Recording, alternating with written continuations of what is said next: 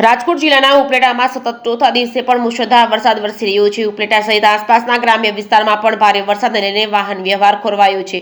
ઉપલેટા, ઈરસરા, ગડાળા, લાઠ, મજેઠી, ગણોદ સહિતના ગામોમાં ધોધમાર વરસાદ શરૂ થયો છે। ઉપલેટા શહેર તેમજ તાલુકામાં આજે સવારથી જ ભારે મેઘખાંગા થયા છે। વહેલી સવારથી સમગ્ર તાલુકામાં 2 થી 12 ઇંચ જેટલો વરસાદ વરસ્યો છે। ભારે વરસાદના કારણે નીચાણવાળા અનેક વિસ્તારોમાં પાણી ભરાયા છે। ઉપલેટાના ટીજે કન્યા શાળામાં પણ વરસાદના પાણી ઘૂસી જતા વિદ્યાર્થીઓ પરેશાન થયા છે। ઉપલેટા તાલુકાના લાઠ ગામે સૌથી વધુ વરસાદ નોંધાયો છે। સિઝનનો પણ સૌથી વધુ 50 ઇંચ વરસાદ લાઠ ગામમાં નોંધાયો છે। લાઠ ગામે 3 કલાકમાં 12 ઇંચ જેટલો વરસાદ પડતા વાહન વ્યવહાર બંધ થયો હતો। સતત ત્રીજા દિવસે અનરાધાર વરસાદ થતા લાઠ ગામે દુકાનોમાં પાણી ઘૂસતા જળબંબાકાર જેવી સ્થિતિ સર્જાઈ છે। જે કેસરી ગુજરાતી સાથે અર્શી આહિર, ઉપલેટા।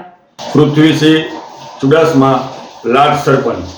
આજે વહેલી સવારથી 6 વાગ્યાથી લઈ અને 9 વાગ્યા સુધીમાં એટલે કે 3 કલાકમાં લગભગ 12 થી 12.5 ઇંચ જેટલો વરસાદ વરસી ગયો છે। જ્યાં વરસાદ વરસતા જે ગામની પરિસ્થિતિ એક જળબંબાકાર જેવી થઈ ગઈ છે। ગામની ફરતે પાણી છે।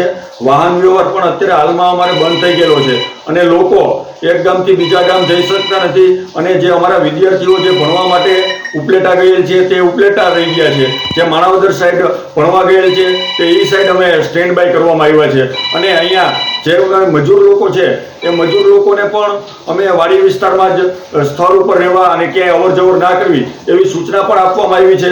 તેમજ જે ગામના બસ સ્ટેન્ડ ચોકમાં જે આવતી દુકાનો છે એ દુકાનોમાં પણ હાલમાં પાણી ઘૂસી ગયા છે અને ઘરમાં પણ પાણી આવી જવાની તૈયારીમાં છે।